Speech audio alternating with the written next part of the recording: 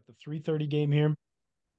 The Texans head into Baltimore and take on the Ravens, who are 9.5 point favorites at home. Uh, L Jack, Lamb Jack, That's whatever like anybody wants way to more call than him. just a violation, bro. Like you're that's I'm double fining you for that because you doubled down on something incredibly insensitive, and I'm not letting you argue for that. Market. But 9.5 point favorites for the Ravens. This is pretty crazy for Lamar Jackson because he is not good in the playoffs so far. He's 1-3 in his career right now, going up against a good Texans team who has actually seemed pretty injured on offense. I don't know if you guys saw, but Noah Brown also went out for injury in the last game. Do they have Nico Collins? Yes. Yes, That's all that matters. to cover that 9.5 points. CJ Stroud to Nico Collins works, my guy. I mean, right now I'm going off of what we've seen so far, and I haven't seen the Ravens in the playoffs. I know what the Texans can do in the playoffs. They can put up points. Ravens, we don't know. We haven't seen I them in a think, week and a half or two yeah, I weeks. think that spread is incredibly bold to me. I don't think the Ravens are high powered enough. Like Ravens style, yeah, Lamar Jackson throws a couple bombs here and there, but like they're possession based, right? They run the ball, they grind you out, okay? They're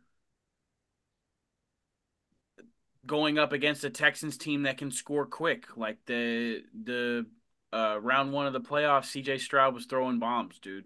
He had one to Dalton Schultz. Like they were lighting it up. So I think this is really a bad matchup for the Ravens. Um, even if the Texans are a little banged up, CJ Stroud is exciting, and the way he showed up in his first fucking playoff game, there's no reason to say they can't beat especially that spread.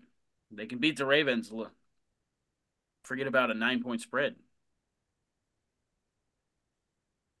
Yeah, let's not forget these two teams met up in the regular season. One, it was now it's been a long season. There's been a lot This of is, this learning is a curves, different CJ a lot of Stroud. chemistry. This is a totally different. Both teams, I would argue, are totally different. The Ravens are not as they don't have the same players. They're injury prone. They just brought in Dalvin Cook to their 53-man roster, They didn't even use him. who had been. They didn't even use him. What do you what? They Who didn't didn't use use him. who? They didn't Ravens use didn't use Dalvin Cook. Cook. Of course, because he was on the Jets. They brought I him said in they right before the first. Oh shit! No, they didn't play that last round. Never mind. Wait, fine. didn't they bring him in right before the Week week 18, 18? Yeah, they didn't use him in week 18. You fuck. he needed an extra They week of signed him rest to to the get used to practice squad. They the kept using Melvin Gordon, and playbook, Melvin Gordon fumbled like he always does. and he just got cut too. Yeah, no free ride Um, to a Super Bowl ring this year, guy. even in week one, boys, CJ Stroud still went 28 for 44 with 245 yards.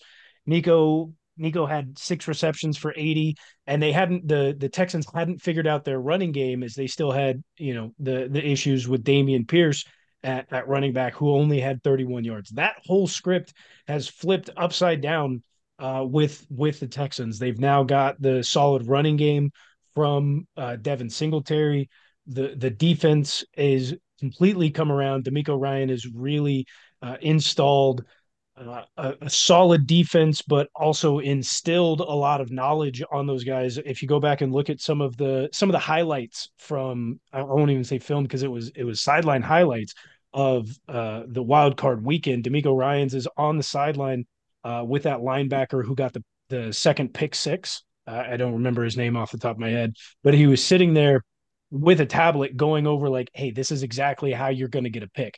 They go out there on the next series. It was like play two. And he does exactly what D'Amico Ryans is telling him on the sidelines, walks away with a pick six, and the boys keep going up. This Texans team is not the same. I don't think having the week off is actually advantageous for the Ravens because they don't know how to perform in the playoffs with this with this team with Lamar Jackson under the helm. He has not performed. He has not played great. Now, some other things to think about is Mark Andrews is back. He just logged his first full participation in practice this week after having the injury. What was that almost 3/4 the way through the season? So he should be back. I don't know if he'll be back in full capacity, but he'll be back as well. So that's another big target for Lamar Jackson going into the divisional round. Well, let's not ignore the fact that while CJ Stroud's playing great, um, shut up. CJ Stroud's playing great. Uh, I think I don't know. It's tough to argue this because I mean maybe I'm just blowing smoke out my ass, but Usual. the Philadelphia Eagles hinge a lot on the play of Jalen Hurts. He hangs on to the ball, right? That's what they say. If he's having a good day, the Eagles are having a good day. I think the Ravens are built similarly. Lamar Jackson is going to have the ball in his hands a lot in the big moments all throughout this game. If Lamar Jackson's having a good day, I think the Texans almost have no shot. I If Lamar Jackson is on and he's like they're grinding it out, and he throws a couple bombs here and there, and they connect. It's going to be really really tough for the Texans to pull off this win. You know they're in Baltimore. The Ravens have a decent defense. Decent's probably underselling it. They have a good defense. Um, but if Lamar's not having a good day, if the pressure of the playoffs is getting to him, he hasn't really had a playoff game in quite some time. I I can't remember a significant, slightly important game that Lamar's really been a part of. Um, Not this season. I'm just now well, looking at the schedule. maybe not this. I'm not. I'm thinking like his career. Like what has he made an AFC Championship game before? Like he hasn't gotten that They deep have in the not. playoffs. I mean, they did wallop He's been hurt. Niners 33-9 season, but outside of that, he's got one playoff win. It was against their division rival, and I think the Steelers. So it's not. It And hasn't been. they played a peak game. Like the offense and the defense was clicking. Like all facets of the game, the Ravens were on point. So if they play like that, of course, I don't think the Texans really have a shot. But I have seen games where Lamar looks shaky. I have seen games where Lamar chokes it away.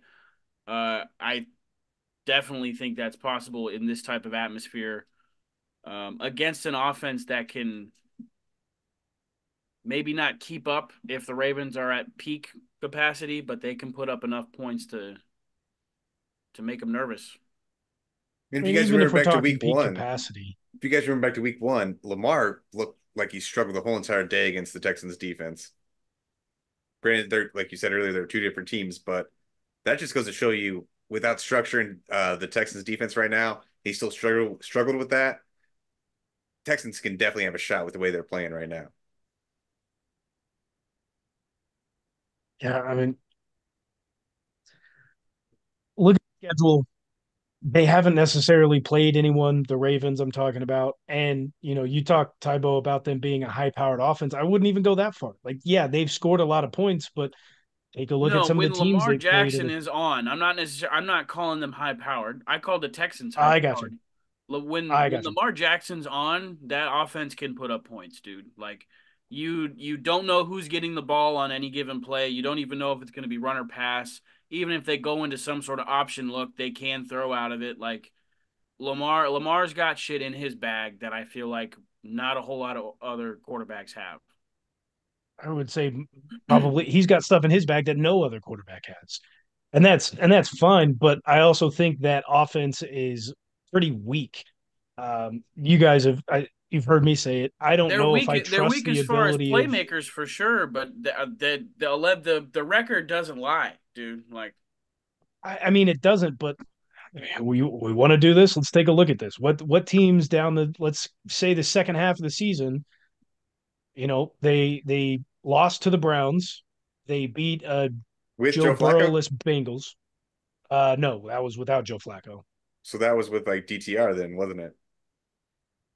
Uh, Watson, What? That was way long ago then. 30, What? 33, 31. With the Deshaun, then they lost to a Herbert. Joe Burrowless Bengals. They beat him. Then they played the Chargers without Justin Herbert. They only won by 6 against the Rams. They beat the Jaguars, who aren't very good. They did stomp walk the 49ers, and then they played the Dolphins and they lost to the Steelers with their second string. So, like, The Steeler they game just didn't proves that play a don't fucking. difficult schedule. Yeah, of course they're going to look good. I would hope they look good. You're mentioning a lot of teams that the Texans also played. The Texans played the Browns. The Texans played the Bengals. Like, I was just going down the second and the half Ravens still have a of much the better season. I'm record. not saying Like, the Browns weren't good. I'm just there's if we're taking it from halfway through and they've got the Browns here, the Browns and the Rams and the Niners. They played 3 playoff teams. Steelers, who they lost to, I'm not going to count them as a playoff team. Everybody else was not making the playoffs. Not good teams. I'm just saying I don't know how much I fully trust the Ravens. I don't believe Lamar Jackson is that good of a passer, especially when they don't have Mark Andrews. I don't know how much I believe in Zay Flowers, and they're always going to have their running game, but I don't know if I really trust this Ravens team. And I guess the same could be said for the Texans, just because rookie head coach, a lot of rookies on the team itself, rookie quarterback. They've not been in that moment, but I will say Greg Olson said this during Wild Card Weekend during the broadcast of one of his games, and I thought it was really interesting. Everybody talks about needing the veteran leadership or the experience going into the playoffs, and I think he said teams that have the lesser amount of experience in the playoffs have won 80% of those playoff games over the last 2 decades. I think was the stats that he pulled out. 80% of the I games would that were love to. I won would were love to by go back teams. over those numbers with him, but and look at what positions had more experience or where it was more. But anyways, this game I has is going to be high scoring. Both teams are going to score over 20 points. This is going to be a good game. They say what you want about the Ravens offense. If Lamar's cooking, they're going to score points. Will Houston be able to hang with that if he's on? If he's off the game, I'm leaning Texans. Next game. Well, let's go ahead and pick this one. Ah, shit. Sean is gonna pick first, but Tybo, you and I tied last week with a record of 4-2, while Sean went 1-5. I'll just let you choose. You want second or you want third? I'm going third, you bastard. Got to keep it All interesting for right. you guys. Yeah, CJ Stroud is good enough to play a great game. I need to know the spread actually before I pick. 9. 9.5 Nine and a Ravens. half. He's good enough to cover that spread against the Ravens. It's going to be very high scoring. May not win that game, but he will definitely cover. I'm also taking the Texans to cover. I think they might actually end up pulling this one out as well, but they're definitely covering the 9.5. All right, well, I'm not going to switch it up here. The Texans is my pick as well.